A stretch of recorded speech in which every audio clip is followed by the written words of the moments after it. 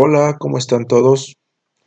Espero que muy entusiastas en el inicio de su séptimo semestre y con muchas ganas de aprender más medicina clínica. En este caso, me toca darles la bienvenida al curso de la materia de neurología clínica. Entonces, vamos a hablar de aspectos generales relacionados con la materia y por supuesto con la especialidad de neurología clínica. Para ello utilizaré esta presentación. Esperamos que se cargue. Y bueno, quiero primero que todo comentarles que esta materia está programada para el séptimo semestre, ya lo saben ustedes, y que en este caso, y para 2 de los 4 grupos de teoría, yo soy el profesor titular. Sin embargo, algunas de las clases serán impartidas también para los 4 grupos por la doctora Zaira Medina, de tal suerte que habrá diversas clases conjuntas a lo largo del semestre. Me presento con ustedes, soy el doctor Jonathan Isaí Colín Luna, soy neurólogo vascular y tengo la subespecialidad en neurología clínica. Me dedico también a ser profesor de pregrado y posgrado, soy investigador clínico y sobre todo, y en este momento, además de ser profesor de esta asignatura, coordino programas de atención de tipo médico para el nivel central del IMSS en la Ciudad de México. Trabajo también, por supuesto, en medicina privada y aquí vale la pena hacer el paréntesis de que también se va a presentar con ustedes muy probablemente durante su sesión la doctora Zaira Medina López, que es neuróloga cognoscitiva, y que va a estar impartiendo, como ya comenté, impartiendo la materia junto conmigo. Este plan está basado en el avance programático de 2010, diseñado por la Facultad de Medicina de la UNAM para la asignatura de Neurología Clínica. Aquí vale la pena resaltar que hay puntos fuertes y puntos débiles del plan. Los puntos fuertes es la sistematización del conocimiento, es decir, que se hace un resumen bastante adecuado de lo que el estudiante de pregrado de medicina debe conocer acerca de la neurología. Pero existen otros que son bemoles porque se basa en una columna vertebral que es la ciencia básica, que se toca aquí con más limitación de tiempo. Y por otra parte, hay tópicos de la especialidad que es importante que los médicos en su conjunto conozcan y que no están significados o resignificados en el programa. Entonces, yo creo que en este caso tenemos que impartir algunos temas que son complementarios, pero que son fundamentales para la práctica clínica. Por lo tanto, algunos de estos temas no necesariamente se tocan en el programa, pero son fundamentales para su aprendizaje. ¿Qué es la neurología clínica? Bueno, la neurología clínica nace sobre todo, históricamente, como una rama de la medicina interna, es decir, la atención sistematizada y especializada de pacientes adultos, sobre todo aquella que comienza en el siglo XIX en Europa y Estados Unidos, y baste decir que la neurología contemporánea nace de la neurología moderna, que viene dada por la escuela de Jean-Martin Charcot, un prominente neurólogo francés, pionero de la neurología clínica, y el cual estableció que las manifestaciones clínicas tenían un correlato anatómico y funcional. Es decir, que en relación a los hallazgos patológicos de los principales casos en neurología o neuropsiquiatría, podía hacerse una correlación clínica de estos hallazgos, es decir, que había una consistencia entre lo que manifestaba un paciente y los hallazgos de neuropatología. Entonces nace la neurología clínica como rama de la medicina interna y de las neurociencias clínicas. Las neurociencias clínicas pues son aquellas ciencias de índole clínica que están relacionadas con la atención del paciente neurológico. Basta decir neurocirugía, neurología clínica, neuropediatría, neuroimagen, etc. Y por supuesto la neurología está encargada del estudio, del diagnóstico, del tratamiento y de la prevención de las enfermedades del sistema nervioso.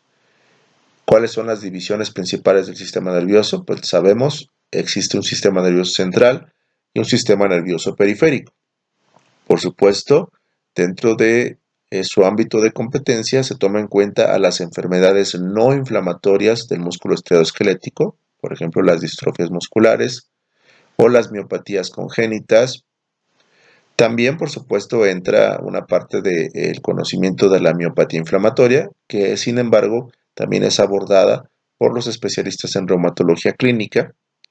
También tiene que ver con las manifestaciones de la disfunción del sistema nervioso autónomo y diversos aspectos de índole psiquiátrica que tienen que ver con padecimientos neurológicos. En ocasiones la neurología ha ganado terreno frente a la psiquiatría, por ejemplo, en la comprensión, el diagnóstico y el tratamiento de ciertos síndromes que anteriormente eran considerados neuropsiquiátricos, básicamente dominados en su tratamiento y en su atención por los psiquiatras, por ejemplo la esquizofrenia o bien la demencia, que en la actualidad pues ya son enfermedades que comienzan a verse bastante por los neurólogos clínicos.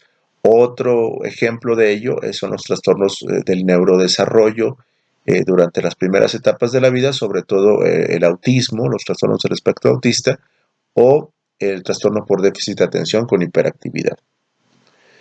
Y también es importante destacar que la neurología clínica aborda la parte médica de las enfermedades nerviosas que son tributarias del tratamiento quirúrgico, es decir, aquellas enfermedades que por su naturaleza requieren un abordaje quirúrgico, por ejemplo, la extracción de un tumor cerebral o bien la intervención urgente de un hematoma secundario a traumatismo craneoencefálico. Quiere decir que la parte de diagnóstico y de tratamiento, antes y posiblemente durante, así como después de la cirugía, corre a cargo del neurólogo clínico. Será el médico que probablemente regule o dirija el tratamiento médico de estos pacientes y por tanto, como pueden ver ustedes, nuestra principal función como neurólogos clínicos es la de el diagnóstico clínico. La precisión en este diagnóstico es muy importante y por supuesto la diferenciación entre los posibles diagnósticos. Cabe destacar que como principio elemental eh, muchas veces uno tiene que preguntarse si es que las manifestaciones del paciente son de índole neurológica o no lo son. Y aquí es donde entramos en detalles relativos al conocimiento de los síndromes neurológicos que nos permiten, junto con el conocimiento de los signos y los síntomas, determinar si un paciente tiene o no una afectación neurológica. Es decir, hay que conocer acerca de las manifestaciones de la enfermedad neurológica para poder delimitar y diferenciar otro tipo de manifestaciones. Es muy frecuente que las manifestaciones emocionales o de tipo perceptivo o de tipo afectivo que no tienen que ver con afectaciones neurológicas, sí tengan que ver con cuadros o estados psicológicos y psiquiátricos. Sin embargo, sabemos que hay enfermedades neurológicas que cursan con manifestaciones neuropsiquiátricas, por ejemplo, demencia, por ejemplo, enfermedad de Parkinson, por ejemplo, corea de Huntington. Existen también ramas auxiliares de la neurología. En este caso tenemos las que competen a las ciencias básicas y las que están relacionadas con las ciencias clínicas. En ciencia básica resalta la neuroanatomía, la neurofisiología básica, la neuroquímica, la neurofarmacología, la neurogenética y la neuropatología. El caso de la neurofisiología básica es cualitativamente distinto que el de la neurofisiología clínica porque en neurofisiología básica se pretende explicar el funcionamiento del sistema nervioso. Por otra parte, en la neurofisiología clínica se pretende explicar ciertos fenómenos que son útiles en la clínica desde el punto de vista de la actividad de un tejido fundamentalmente excitable, como es el tejido nervioso, que junto con el tejido muscular, esquelético o cardíaco constituyen tejido excitable y que en este caso la principal aportación de la neurofisiología es el electrodiagnóstico, es decir, la actividad eléctrica neuronal o nerviosa que permite diferenciar ciertos patrones de normalidad o anormalidad en el sistema nervioso central o periférico. Ejemplos concretos de estos patrones normales y anormales los encontramos en la electroencefalografía, los encontramos en la electromiografía, en los estudios de conducción nerviosa, o bien en los estudios en los cuales se determina la actividad eléctrica de una vía en específico. Por ejemplo, los estudios de potenciales evocados visuales, de los potenciales evocados auditivos o de los potenciales evocados somatosensoriales, en donde se colocan electrodos en puntos estratégicos del sistema nervioso que permiten, mediante un estímulo eléctrico, evocar una respuesta y analizarla. De esta manera se pueden identificar lesiones en ciertas partes de las vías neurológicas que son fundamentales. Cabe decir que el sistema nervioso entonces es un sistema que nos permite la interacción con nuestro medio externo, por lo que la integridad y el conocimiento de las vías de percepción, como las de los órganos de los sentidos o todo lo que tiene que ver con la percepción neurológica y las respuestas neurológicas, está entonces íntimamente relacionado con el estudio de las patologías. También, por supuesto, están las ciencias clínicas como la neurología general. En este caso es una división artificial que muchos profesores hacemos acerca de la neurología general o neurología especial que voy a explicar más adelante. También tenemos otras ciencias, por ejemplo, el neuroradiólogo o neuroimagenólogo, que se dedica a la interpretación radiológica de las enfermedades neurológicas. El neurocirujano, que se dedica básicamente a la atención quirúrgica de ciertas enfermedades neurológicas, o bien el neurofisiólogo clínico, que se dedica al electrodiagnóstico del que ya hablé, o electrofisiología. ¿Qué es entonces la neurología general? Bien, la neurología general es el cuerpo de conocimientos o fundamentos que nos permite acceder al diagnóstico y tratamiento de las enfermedades neurológicas en relación a los rasgos principales de las mismas. Es decir, se trata de tener una noción fundamental de la neuroanatomía, de la neuroembriología, de las enfermedades neurológicas, de los cuadros clínicos, signos y síntomas neurológicos, de la utilidad y la familiaridad con que tengamos presente los principales paraclínicos, por ejemplo, resonancia magnética, por ejemplo, estudios en líquido cefalorraquídeo, estudios especiales, estudios de electrodiagnóstico, es decir, todo aquello, incluyendo la semiología y la propedéutica neurológicas, que en su conjunto nos dan un panorama general de la neurología y nos permiten acceder al diagnóstico y tratamiento de enfermedades. Es el cuerpo de conocimientos general mediante el cual el estudiante en mayor o menor medida accede a la neurología clínica. Cuando pretendemos que la neurología se convierta en tópicos de estudio de acuerdo con las manifestaciones de las enfermedades neurológicas, pues podemos establecer que los tópicos en neurología especial ya dependen de cada área de estudio. Por ejemplo, enfermedad vascular cerebral, Parkinson y movimientos anormales, esclerosis múltiple y otras enfermedades desmielinizantes, neurooncología, neuroendocrinología, neurogeriatría, neurología del comportamiento, que tiene que ver con la neurología cognitiva, básicamente, también se le llama neurología psiquiátrica o neuropsiquiatría, enfermedades neuromusculares y neuropediatría.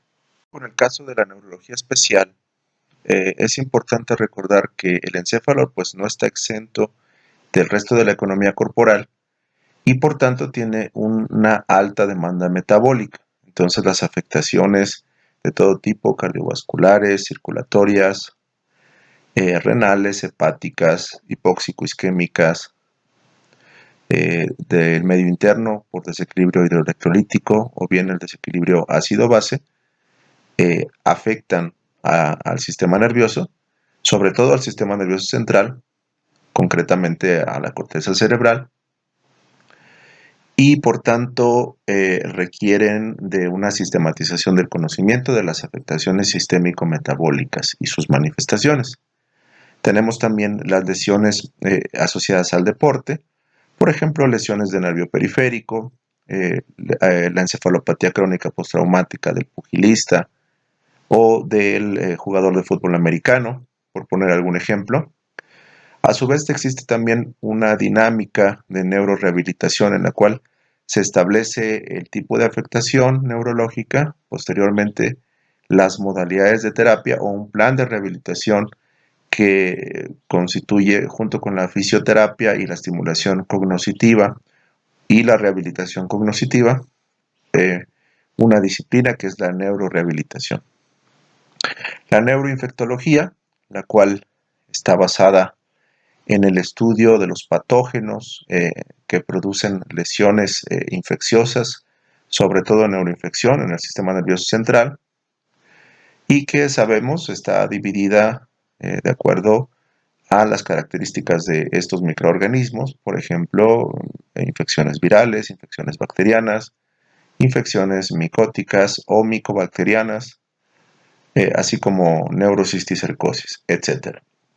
La terapia intensiva neurológica, que conlleva al paciente que tiene una afectación avanzada y grave del sistema nervioso central y que pone en riesgo su vida, ya que el encéfalo pues, es un órgano vital, lo sabemos, y que se requieren una serie de actuaciones y pautas para mejorar el pronóstico de un paciente neurocrítico. Entonces tenemos la terapia intensiva neurológica.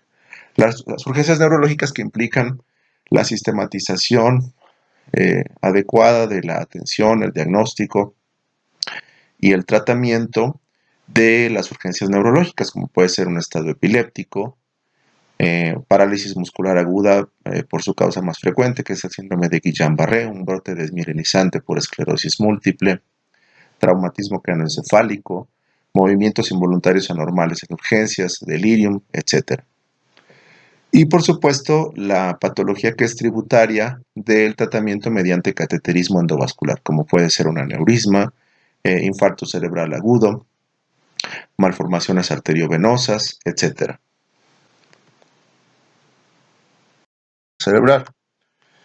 Y pues también tenemos tópicos de neurocirugía especial, como la vascular, la endovascular o terapia endovascular neurológica, la neurocirugía oncológica, la neurocirugía de base de cráneo, la radioneurocirugía, que básicamente tiene que ver con el estudio y aplicación de emisión radiante que reduce o controla ciertas lesiones, como pueden ser malformaciones arteriovenosas o bien neoplasias del sistema nervioso central. La neurocirugía funcional, que tiene que ver con la aplicación de dispositivos de electroestimulación o ciertos procedimientos que tienen como objetivo reducir la manifestación de enfermedades como puede ser epilepsia o enfermedad de Parkinson, la propia cirugía de epilepsia, que es parte del protocolo de tratamiento de pacientes que son farmacológicamente refractarios en epilepsia. También a veces la cirugía del sistema nervioso periférico, como puede ser la neurorrafia de lesiones traumáticas con sección del nervio, que requieren una atención rápida. A veces en el caso de la neurocirugía del sistema nervioso periférico encontramos a los cirujanos plásticos que hacen neurorrafias en lesiones traumáticas agudas, o bien en el caso de la cirugía de base de cráneo o las lesiones de nervios craneales, la cirugía del nervio trigémino para las neuralgias, por ejemplo, y la neurocirugía de columna, que tiene que ver con descompresión de ciertas lesiones, por ejemplo, una hernia discal, em, o bien la alineación de cuerpos vertebrales. Aquí también entra en funcionamiento el ortopedista, que es especialista en cirugía de columna, aunque generalmente la patología que es de sistema musculoesquelético debería mejor abordarla el ortopedista, y la neurocirugía que tiene que ver con una afectación del sistema nervioso central o los nervios espinales, tal vez valdría la pena que la abordara primariamente el neurocirujano de columna. Hay una tendencia un poco engañosa en la medicina clínica actual que nos dice que todo pasa básicamente por los paraclínicos ante una sospecha diagnóstica mínima con un interrogatorio pues igual rudimentario, en donde no se hace una semiología eh, extensa, adecuada, prolija. Y sí, sin embargo, se quiere llegar rápidamente a un diagnóstico mediante el estudio de paraclínicos. Y aquí, bueno, pues nuevamente la ciencia clínica nos pone un alto y nos dice que no, que básicamente la neurología tiene su fundamento en las bases clínicas, en un buen interrogatorio, una buena exploración y un adecuado conocimiento de las enfermedades neurológicas. Entonces, de manera cuantitativa, y a diferencia de lo que se cree, el interrogatorio es lo más importante en neurología, es decir, un interrogatorio cuidadoso, con una semiología de los síntomas cardinales, con una definición de la temporalidad, etcétera, nos permite llegar al diagnóstico hasta en un 60% de casos. La exploración física nos permite acceder al diagnóstico hasta en un 20% más de casos después del interrogatorio. Y hay que recordar, y voy a ser muy enfático con esta indicación, que la nota de valoración neurológica y el resumen de un caso clínico neurológico primero se basa en una buena exploración física general y después en una exploración física neurológica, la cual no omita ningún paso o ningún tópico esencial de la exploración neurológica. Entonces ustedes deben poder hacer buenas exploraciones físicas generales porque no hay neurología sin medicina interna. El encéfalo no es un órgano que esté exento de la economía corporal y por tanto requiere de una buena exploración física general, ya que muchas veces esta exploración nos da el diagnóstico de la enfermedad. Por otra parte, la exploración física neurológica no debe pasar por alto ciertos aspectos que son fundamentales, por ejemplo, el estado de conciencia, las funciones mentales, el estado de los nervios craneales y reflejos del tallo, el sistema motor, el sistema sensitivo, el sistema cerebeloso y vestibular, los signos meningios, los signos atávicos, los movimientos involuntarios anormales y la marcha. Y finalmente, y vean ustedes, en el menor número de casos hay paraclínicos que son sustantivos para el diagnóstico. Por ejemplo, un cultivo de líquido cefalorraquídeo positivo en un paciente con una meningitis crónica agudizada en el caso de tuberculosis meningea. Por ejemplo, la presencia de una alteración genética en un síndrome definido, por ejemplo, ataxia espinocerebelosa, lo cual le da su calidad y su pronóstico. Pero, nuevamente, el interrogatorio y la exploración son fundamentales, son los pilares de la neurología, que hay que decirlo, es la más clínica de las especialidades. Y finalmente es importante reconocer que existen pacientes conscientes en los cuales el grado de cooperación que se tiene permite hacer una exploración neurológica completa, como la acabo de mencionar. Y por otra parte, existe el paciente con alteración de conciencia, el cual vamos a tener que hacer una exploración acotada, ya que no todas las respuestas se van a poder evocar por falta de cooperación. En este caso, pues se determina el estado de conciencia, se determina el estado de las pupilas, los movimientos oculares, los reflejos del tallo, las respuestas de movimiento frente al dolor en cara, tronco y extremidades,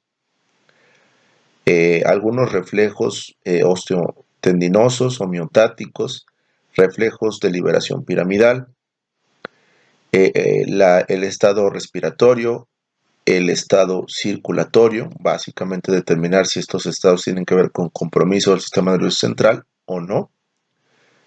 Y por supuesto el hábitus exterior, que cobra mucha relevancia en relación a el diagnóstico del paciente o bien la historia clínica.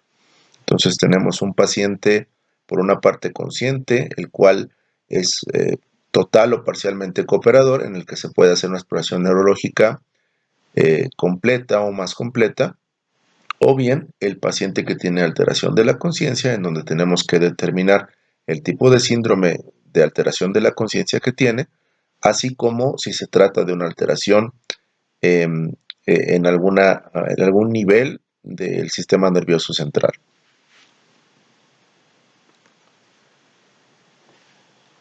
Como un bosquejo general, pasamos de las ciencias básicas, hacemos un repaso de neuroanatomía, neurofisiología, neurohistología, neuroembriología, pasamos a los aspectos del interrogatorio y la exploración física, hacemos una revisión tanto en esta materia teórica como en las materias de práctica clínica de los síndromes clínicos neurológicos más importantes o los hallazgos que no debemos pasar por alto ante la sospecha de enfermedad neurológica y por supuesto la exploración sistematizada del paciente con alteración del estado de conciencia y cómo. Finalmente, vale la pena que se revisen, aunque esto se quitó del programa, sin embargo, durante las clases prácticas y durante la revisión de los temas de neurología especial, vamos a retomar la importancia de la neuroimagen, del líquido cefalorraquídeo, y el electrodiagnóstico. Es decir, estos paraclínicos revisten un cuerpo de conocimientos que al reconocer ciertos patrones podemos identificar enfermedades. Nuevamente, el paraclínico no me va a dar el diagnóstico etiológico. Esto se construye en base a una buena historia clínica, a una buena exploración física y a una excelente sospecha diagnóstica. El paraclínico puede ayudar a corroborar el diagnóstico, muchas veces es esencial para corroborar los diagnósticos. Sin embargo, no necesariamente el paraclínico puede ayudar. A veces, si nosotros no hacemos un buen ejercicio clínico, el resultado del paraclínico puede ser normal o hallazgos inespecíficos que se presten a la confusión en el diagnóstico. Entonces, no partimos de un paraclínico que nos dé el diagnóstico. Esto es muy importante recordar. Seguimos con los temas de neurología especial a lo largo del programa semestral. Vamos a ver cefaleas, tanto las primarias como las secundarias, epilepsia y paroxismos motores no epilépticos, aspectos de la neuropatía periférica, que se dividen en radiculopatías y plexopatías, mononeuropatías y polineuropatías. Es decir, mononeuropatías, afectación de nervios del sistema nervioso periférico más que los espinales o los craneales, que son asimétricas y que son asincrónicas. Pueden ser mononeuropatías de un solo nervio o mononeuropatías múltiples. Por ejemplo, el síndrome del túnel carpiano, que es una mononeuropatía traumática.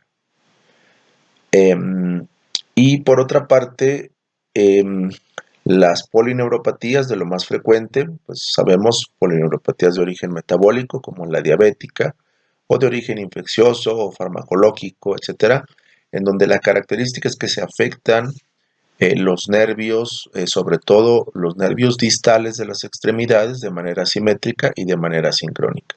Lo que tiene que ver más adelante con enfermedad vascular cerebral, tanto de tipo isquémico como de tipo hemorrágico, aspectos semiológicos de la neurología del comportamiento y básicamente los síndromes que engloban estas manifestaciones en el adulto, sobre todo el deterioro cognitivo y la demencia. Aunque hay otros síndromes neurocognitivos que están relacionados con patologías autolimitadas de lesiones cerebrales adquiridas que ocurren en los primeros años de la vida. Por ejemplo, el trauma obstétrico que da lugar a problemas del funcionamiento cerebral, por ejemplo, encefalopatía hipóxico-isquémica, por hipoxia perinatal, secuelas de neuroinfección, enfermedades neurodegenerativas que tienen habitualmente un componente genético y que aparecen durante la infancia, pues estos son síndromes neurocognitivos, así como la patología psiquiátrica que tiene una fundamentación orgánica, por ejemplo, la esquizofrenia.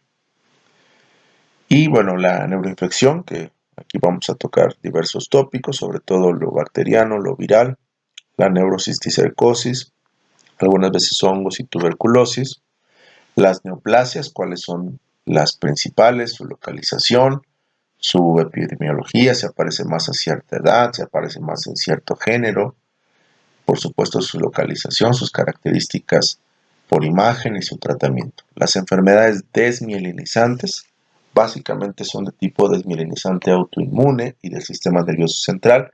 El prototipo es la esclerosis múltiple, aunque hay otro tipo de enfermedades autoinmunes desmielinizantes como la enfermedad de Vick o bien la encefalomielitis aguda diseminada.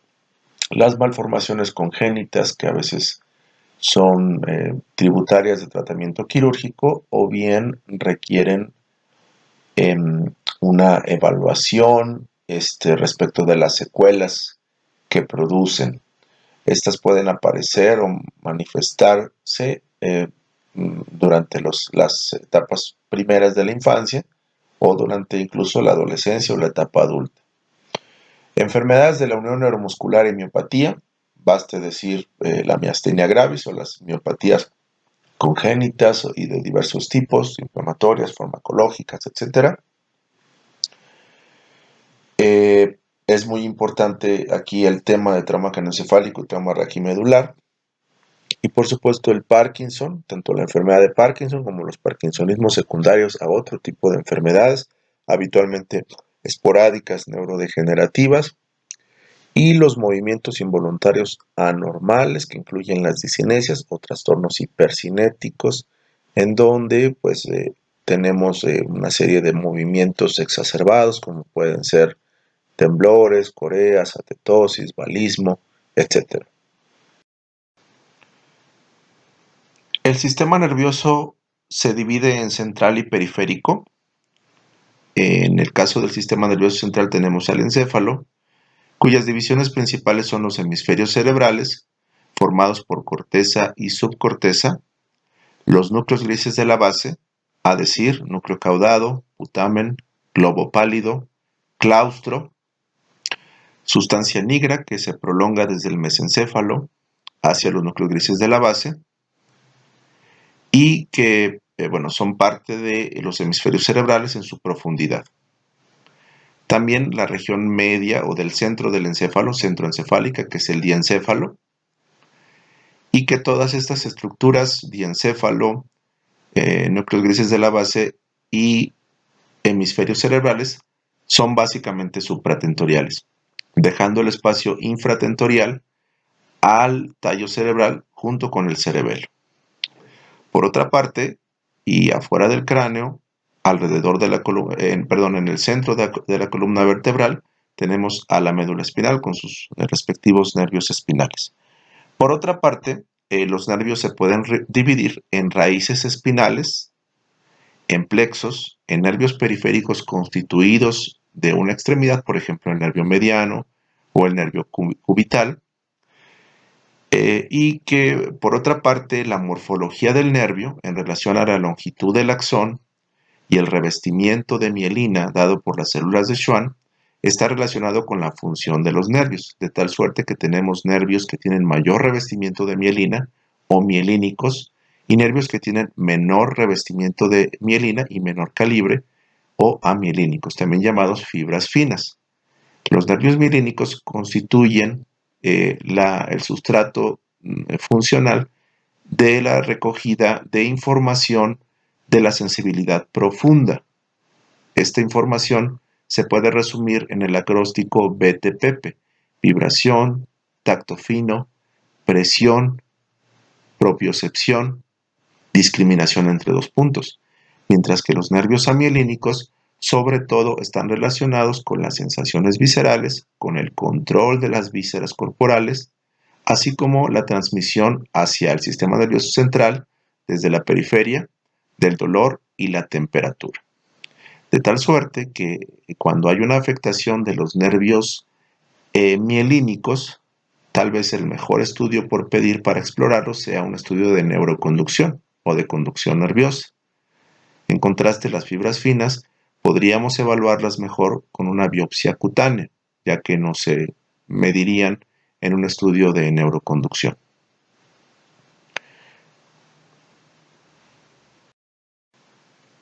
Quiero comentar también que en el encéfalo está entre el tálamo y el mesencéfalo el núcleo subtalámico de Lewis, que es parte de los núcleos grises de la base y cuya lesión causa hemivalismo contralateral. También es cierto que los nervios mielínicos producen algunas alteraciones sensitivas, si es que son sensitivos, o motoras, si es que son motores, que son características. Por ejemplo, las parestesias son características de los nervios mielínicos. La debilidad muscular es característica de la afectación de los nervios mielínicos. Por otra parte, la neuropatía dolorosa es característica de la afectación de las fibras finas. En el compartimento supratentorial tenemos a los hemisferios cerebrales que tienen divisiones en relación a la localización topográfica dentro del cráneo, que son frontal, occipital, temporal, parietal, temporal mesial o límbico y la ínsula. La ínsula es una estructura que está en la profundidad de la cisura de Silvio y que nosotros al retraer el lóbulo temporal y el lóbulo frontal en esa unión que tienen en la cisura de Silvio o cisura lateral, podemos observar estos giros profundos que son las circunvoluciones de la ínsula. Por otra parte, en el diencéfalo tenemos divisiones que tienen funciones específicas, por ejemplo el tálamo, que es una vía de relevo sensitivo, motor, límbica, visual, auditiva, etc. Muy importante, es una especie de bus de direcciones en donde pasa o se condensa una gran cantidad de información. El hipotálamo, que es el órgano regulador por excelencia de los ciclos de sueño-vigilia y el sistema nervioso autónomo, así como el sistema neuroendocrino. El epitálamo, que está en la parte posterior del tercer ventrículo y que contiene la glándula pineal, productora de melatonina, un importante regulador del sueño, así como el subtálamo, el cual ya comenté. En el compartimento infratentorial tenemos por su parte al tallo cerebral, que tiene tres porciones: una superior, que es el mesencéfalo, una media, que es el puente o protuberancia, y una inferior, que es el bulbo raquídeo o médula oblongada. Atrás de ellos y comunicado con el tallo cerebral a través de los pedúnculos cerebelosos, que al estar relacionados dan síndrome cerebeloso, pues se encuentra el cerebelo. Por otra parte, tenemos tejido conjuntivo, que es fundamental tanto para la fisiología como para la fisiopatología y patogenia de los trastornos encefálicos, como el sistema ventricular, el espacio subaracnoideo y las meninges. Por poner un ejemplo, cualquier lesión que genere inflamación u obstrucción de los ventrículos va a originar que el líquido que se produce constantemente en los plexos coroides, que es el líquido cefalorraquídeo, se estanque y dilate los ventrículos, produciendo un exceso de líquido al interior de estas cavidades naturales, y que por tanto va a generar este proceso que se llama hidrocefalia no comunicante. Una vez que el líquido cefalorraquídeo sale a través de los agujeros de Luschka y Magendie hacia el espacio subaracnoideo, tenemos que viaja alrededor de la superficie encefálica y posteriormente se absorbe a través de las vellosidades aracnoideas de la meninge hacia los senos venosos. De tal suerte que si tenemos procesos que afectan las vellosidades aracnoideas, como puede ser hemorragia subaracnoidea, trauma craneoencefálico, hipertensión endocraneana o bien meningitis, pues tenemos un proceso en el cual hay una reducción generalizada de la absorción a través de las vellosidades aracnoideas, produciendo un exceso de presión al interior del espacio subaracnoideo. En este caso, la hidrocefalia se llama hidrocefalia comunicante. Hay algunos tipos específicos y especiales de hidrocefalia focal que no incrementan la presión general del líquido cefalorraquídeo en el espacio subaracnoideo, pero que sí producen hipertensión sobre algunas zonas específicas y focales, como es el caso del síndrome de Hakim-Adams. Aquí, por razones que no están bien conocidas, las vellosidades aracnoideas no pueden permitir el paso del líquido cefalorraquídeo hacia los senos venosos debido a que hay microtrombosis y por tanto hay presión en ciertas zonas, sobre todo las áreas del lóbulo temporal, perdón, del lóbulo frontal medial, lo cual produce en el Hakim-Adams una triada característica, que es incontinencia de esfínteres, deterioro cognitivo y apraxia de la marcha. Un mecanismo similar pero generalizado ocurre también en el pseudotumor cerebri o hipertensión endocraneana o intracraneal idiopática, habitual en mujeres con índices de masa corporal elevados que tienen síndrome de hipertensión endocraneana sin otras lesiones focales que sin embargo mejoran con la punción lumbar. En estos casos hay que cuidar el nervio óptico, ya que al verse presionado por el exceso de presión del espacio subaracnoideo, disfunciona y puede quedar con un daño permanente. Tenemos además, bueno, que la médula espinal tiene divisiones por segmentos cervicales, dorsales, lumbares y sacrococcígeos. En el caso de las lesiones cervicales, si son bilaterales, pues habitualmente generan debilidad o parálisis de las cuatro extremidades, es decir, paresia o plejía de las cuatro extremidades o cuadriparesia, cuadriplejía. Las lesiones dorsales habitualmente involucran la parte inferior del tronco, así como las extremidades inferiores. Las lumbares, sobre todo, van a afectar las extremidades inferiores de la ingle hacia abajo y las sacrococcígeas, las extremidades inferiores y también las vísceras pélvicas. Por ejemplo, los esfínteres rectal y vesical, el vaciamiento de la vejiga, así como la función de los órganos genitales.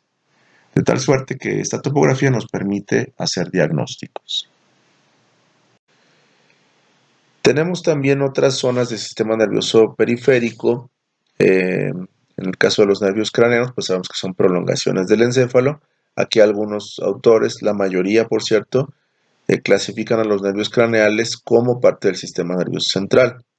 Tenemos, ya comentamos, las raíces dorsales y ventrales. No obstante, también hay patología de los ganglios que se encuentran pegados a las raíces espinales. Recordemos que las hay sensitivas en el asta posterior, las hay motoras en el asta anterior de la médula espinal y las hay autonómicas. Y que las de tipo, los ganglios, los ganglios de raíz espinal se encuentran habitualmente cuando son simpáticos cerca de la columna y cuando son parasimpáticos cerca de la víscera en cuestión. Y bueno, también a veces es importante conocer la afectación de los receptores especializados en piel, músculos y tendones, como habíamos comentado previamente. En cuanto a la histología, sabemos que hay un parénquima y un estroma, como es habitual en diversos órganos y sistemas. Desde el punto de vista parenquimatoso, pues la neurona es la unidad funcional y estructural del encéfalo y del sistema nervioso básicamente, y la glía pues está conformada por astrocitos que son el sustrato de la barrera hematoencefálica, los oligodendrocitos que dan la vaina de mielina a los axones neuronales en el sistema nervioso central, la microglia, que son macrófagos especializados del sistema nervioso central, poco activos, por cierto, de manera normal, las células de revestimiento ventricular, que son las células del epéndimo, también especializadas y productoras de líquido cefalorraquídeo en los plexos coroides, y bueno, eh, tenemos también lo que ya comentamos, las patologías de célula de Schwann, por ejemplo, vamos a poner un ejemplo, la síndrome de Guillain-Barré es una patología que básicamente está asociada en su variante principal con desmielinización de las células de Schwann. La dinámica de estudio o dinámicas de estudio propuestas son las siguientes. Para todas las clases vamos a hacer un aprendizaje basado en casos clínicos que son ilustrativos del tema a tratar, así como tareas complementarias vía internet con algunas actividades que van a contestar en la plataforma que tenemos para la realización de tareas. La neuroanatomía la vamos a revisar mediante videos y clases con el profesor, es decir, ustedes ven el video entre semana y se comenta en una clase específica o a lo largo de las clases las dudas y comentarios respecto de la neuroanatomía. En el caso del examen clínico neurológico, igual pues son las clases con el profesor y también la representación mediante videos. Los síndromes clínicos neurológicos, la dinámica de estudio propuesta pues es exposiciones con previa asesoría y previa bibliografía, o bien la explicación del profesor con posterior grabada, con posterior discusión del tópico. Hay dos tipos de clase propuestas. La primera es con un caso centinela que da el profesor y posteriormente las generalidades y neuropatología de la enfermedad en cuestión. A veces también aquí les pedimos apoyo a los alumnos. O bien puede haber una clase en donde nos basemos en un caso clínico o caso centinela que está dado por el profesor, tanto el planteamiento del caso como su posterior respuesta. Y por otra parte, sobre todo en mis grupos, respeto la opinión y la dinámica que vaya a tomar la doctora Medina, pero en mis grupos les voy a pedir que a veces se revisen ciertos artículos o capítulos del libro que van a complementar a un caso centinela, o bien ocasionalmente se va a presentar el caso centinela con la enfermedad y posteriormente los tópicos en la enfermedad. Sobre los libros, bueno, hay muchos libros interesantes, buenos, completos. Yo básicamente les recomiendo que tengan un libro de neuroanatomía y otro de ciencia básica en neurociencia. Otro que está relacionado con ciencias clínicas, básicamente un tratado o un buen libro de neurología clínica, y al final algunos libros de consulta. Sobre neuroanatomía, ¿qué les recomiendo? El Carpenter, les recomiendo también el libro de Barr, del sistema nervioso humano, un repaso del Dr. Fix, que son temas claves de neuroanatomía. Por ahí también en cuanto al repaso de las vías y con ilustraciones, algo muy bonito es el Atlas de Neurociencia de Netter, también viene en tarjetas que se pueden utilizar para dinámicas de estudio. Y por otra parte, en cuanto al entendimiento de las técnicas de estudio del sistema nervioso, la neuroembriología, hallazgos importantes en neurociencia, maneras de conocer cómo funcionan las diversas vías neurológicas, el control del movimiento, las funciones mentales, es decir, todo lo que tiene que ver con los fundamentos neurocientíficos. Les recomiendo mucho este libro, que es la quinta edición, que se llama Neurociencia o Neuroscience, del doctor Dale Purves, o Purves. También sobre neuroanatomía, pues está por ahí el libro de Afifi Bergman. Neurociencia básica, bueno, el PURPS que ya comenté, sin embargo, la Biblia de la neurociencia y algo que vale la pena revisar es el libro del Dr. Kandel, Premio Nobel de Medicina, por su eh, impresionante descripción de la vía visual. Guyton y Hall tiene también muchas generalidades importantes relacionadas con la fisiología del sistema nervioso. A veces se omite o se obvia que las enfermedades neurológicas tienen un sustrato patológico y esto o un sustrato fisiopatológico. Y esto muchas veces evita que la persona que está estudiando el tema entienda de qué van las manifestaciones o el proceso de una enfermedad neurológica. Y dado que se estudia poco, yo les recomiendo que estudien fundamentalmente la neuropatología cuando vayan a revisar un tema de neurología especial.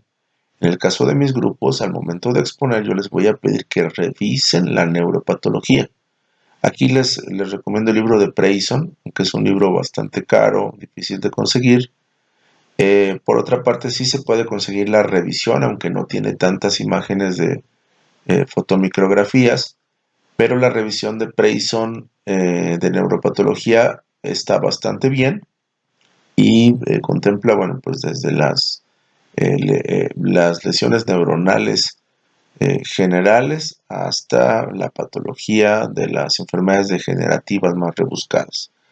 También está el libro de Greenfield, si es que alguien lo quiere conseguir, son libros excelentes de consulta sobre los aspectos patológicos de las enfermedades neurológicas. Sobre el libro de imagen, bueno, básicamente está el libro de Anne Osborne, de diagnóstico por imagen en el tomo de cerebro. Es un excelente libro que tiene una orientación clínica, además de los hallazgos característicos por imagen y de acuerdo con cada ponderación en la resonancia o la tomografía, para determinar el diagnóstico por imagen de las enfermedades neurológicas. El libro de cabecera que yo les recomiendo tener para hacer una revisión rápida, concisa, completa y concreta de los tópicos más importantes en neurología clínica, que es altamente útil para los campos clínicos, pues es el libro de neurología de bolsillo. Puede ser el Pocket Neurology por su edición en inglés o la neurología de bolsillo, que es lo mismo, pero ya con su edición en español. Por otra parte, en cuanto a semiología, existe un libro que es rápido de leer, te ayuda a acceder con mucha rapidez al conocimiento de la exploración y los síndromes clínicos neurológicos, que es el Fustinoni. Este libro tiene algunas limitaciones, por ejemplo, tiene algunos defectos en las definiciones o cambia algunos términos por otros, o en cuanto a la semántica a veces no separa bien, pero en general es un excelente libro de semiología del sistema nervioso, ya que le permite al estudiante avanzar con mucha rapidez. Por otra parte, los textos que son obligados para entender a profundidad la exploración neurológica pues son básicamente el libro de Russell de Jong, que es The Neurologic Examination, o bien el libro de Paul Braces de Localization in Clinical Neurology.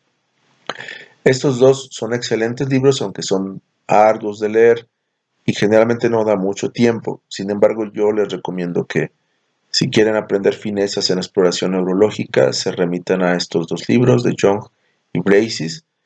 Por ahí está el de Mayer, que también es un excelente libro de semiología. Pero bueno, sobre todo el Fustinoni para que avancen rápido en cuanto a las habilidades clínicas.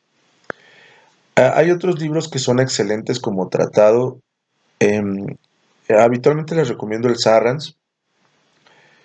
Hay otro que es muy bueno, lamentablemente no se tiene en México. Yo lo pedí a la biblioteca de la universidad, no lo han comprado, pero es un excelente tratado y actualizado de neurología clínica, que es el del doctor Julio Pascual Gómez.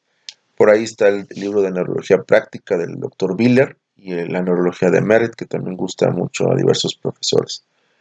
Me parece que para un bosquejo general, Neurología de Bolsillo es un buen libro de neurología clínica, y para profundizar en los aspectos de los temas, el Sarrans sería un libro adecuado en el caso de mis grupos.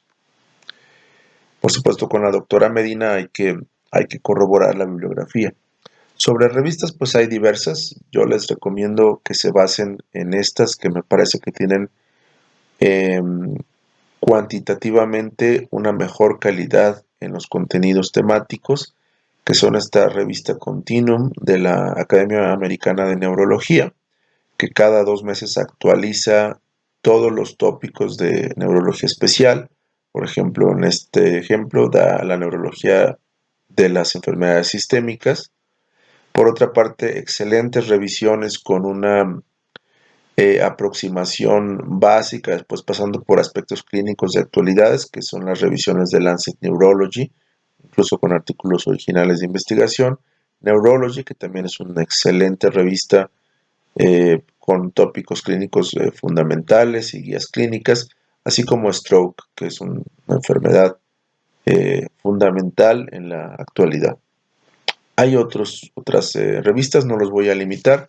Sin embargo, Current Treatment Options in Neurology, Epilepsy, Movement Disorders eh, son otras referencias adecuadas.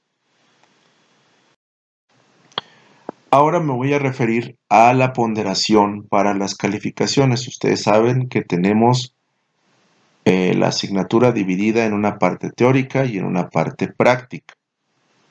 Los porcentajes generales de toda la asignatura son de la siguiente manera. El 60% de su calificación total viene del examen parcial y el final. El 30% de su calificación total es la calificación que obtengan en práctica clínica y el 10% de su calificación total es la calificación que obtengan en un taller de desarrollo de habilidades clínicas en neurología que van a llevar.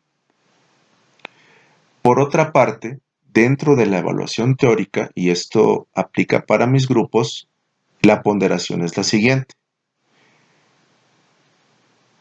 El examen es el 80% de la teoría y la participación el 20%. La participación la dividimos en la participación oral en clase, esta vez se puede sustituir con una participación escrita, que es el 10%, o bien la exposición. La exposición tiene dos componentes, vale 10%, y el primer componente es que se entregue a tiempo, es decir, yo voy a calendarizar las fechas de exposición y quien la entregue a tiempo, el equipo que la entregue a tiempo, tiene un 5% de exposición.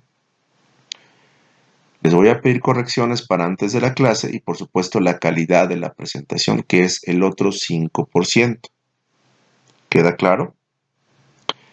Quiero puntualizar que es muy importante que ustedes sepan que no les voy a quitar, pero que tampoco les voy a regalar calificación, porque hay alumnos que creen que por su apellido o por su historial académico previo tienen derecho a que yo les regale calificación de participación. Y no es así. Quien se esfuerce, quien cumpla con los puntos de la ponderación va a tener una buena calificación, y quien no se esfuerce o no cumpla con esos puntos va a tener una calificación regular o mal. Y aquí el criterio para anotar ese porcentaje de la participación es: está hecho y está bien hecho, se anota el porcentaje, es el porcentaje completo, por ejemplo 10%. Si no está hecho o está mal hecho, y recalco, está mal hecho, tampoco tienen derecho a ese porcentaje. Es decir, en lugar de tener 10%, por ejemplo, tendrían 0 en ese aspecto de la participación. Entonces aquí es la ley del todo o nada. Si está bien hecho y si está hecho, es el todo. Si está mal hecho, Y por supuesto, si no está hecho, es 0 en ese porcentaje. Es muy importante la asistencia. Voy a pasar lista de preferencia todas las clases y la puntualidad, la mayor tolerancia que existe son 5 minutos. Si alguien quiere entrar a la clase en línea después de 5 minutos, no va a poder entrar. Lo aclaro para que quede establecido que no pueden entrar después de 5 minutos. Algunos alumnos son autodidactas y prefieren no someterse a la disciplina de la clase teórica. No hay problema. Ustedes pueden avisarme y presentarse a los exámenes nada más, sin que tenga una repercusión en su calificación del examen. En este caso, pues el 100% de su calificación, tanto de teoría, el 100% de la calificación de teoría, tanto examen como participación, pues solo sería el examen. Y la calificación obtenida en el examen es irrevocable, a menos que existan 20 personas o más inconformes con una pregunta mal planteada en el examen, no se hacen correcciones de calificación obtenidas en el examen teórico. A veces yo tengo consideraciones adicionales para mejorar la calificación de participación, y esto es los alumnos que tienen alto rendimiento en sus respuestas al momento de participar, o bien alumnos que logran publicaciones científicas relacionadas con la materia, asesoradas por el profesor, o bien colaboran en alguna investigación clínica que los profesores ya estemos llevando a cabo.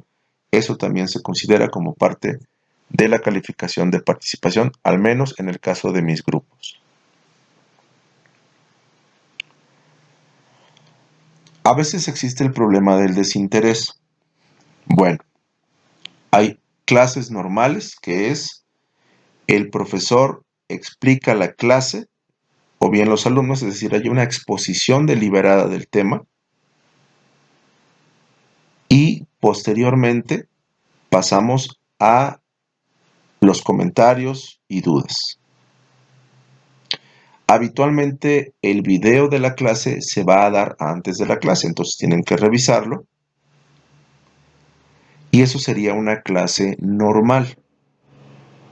Sin embargo, si llegamos a 3 o más clases normales en las cuales hay un desinterés, diría yo, pavoroso, vamos a pasar a la modalidad al menos en 3 clases de tipo tutorial. Esto quiere decir que yo simplemente les digo qué tema van a estudiar, ustedes se basan en su programa y en su bibliografía, y nos vemos para resolver dudas específicas de quien quiera comentar. Esto es un mecanismo para pedirles que se pongan a estudiar. Por supuesto, la evaluación va a ser extensa, amplia, que puede ser en una actividad intermedia de la semana, con un cuestionario, por ejemplo, o bien en el momento del examen. Hay un email, les recomiendo tener a la mano este email. Aquí voy a subir pues los libros electrónicos de las referencias que ya comenté, algunos temas, algunos artículos, y bueno, básicamente toda la información bibliográfica relacionada con el curso, en este caso el doctor Colina, aunque también los grupos de la doctora Zaira pueden hacer uso de esa información. Entonces, para ello van a tener este correo que es neurocus21@gmail.com. La contraseña es neurología21. Todos pueden acceder. Algunas veces hay restricciones por parte de Google para ingresar. Hay que solicitar el permiso para ello, y con esto pueden ustedes acceder a la información. Les vuelvo a comentar, son artículos, son los libros electrónicos de referencia que les acabo de comentar, y son algunas presentaciones en PowerPoint. Entonces, bienvenidos a la más integrativa y compleja de las especialidades clínicas. A esta disciplina han pertenecido muchas de las mentes más brillantes dentro del género humano. La neurología es la más clínica de las especialidades médicas, y el hecho de que sea compleja no necesariamente refleja que no se puede, no la estigmaticen. Esto, como todo en la vida, requiere que adquieras un gusto por él y posteriormente sigas caminando por ese sendero hasta que lo domines. Esto no es magia, simplemente nace de un interés esencial. Y díganme ustedes si es que la neurología no es una materia la cual cuando se estudia es apasionante, es un tópico de la ciencia en la actualidad. Quien quiera dedicarse a la ciencia tiene en las neurociencias seguramente un camino próspero.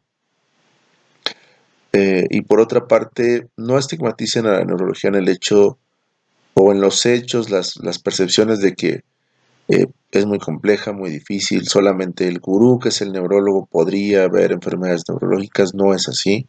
La mayor parte de las enfermedades neurológicas habituales pueden ser bien abordadas por un médico que esté capacitado, entrenado, que tenga sólidos fundamentos de neurología clínica.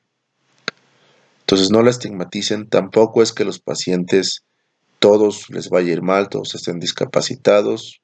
Eso ya no es así. Anteriormente así se pensaba y así era. Sin embargo, ha habido enormes avances en enfermedades con un sustrato inmunológico o bien enormes avances en la prevención y tratamiento de la enfermedad vascular cerebral, tratamiento en neuroinfectología, control de síntomas por epilepsia, por Parkinson, etcétera.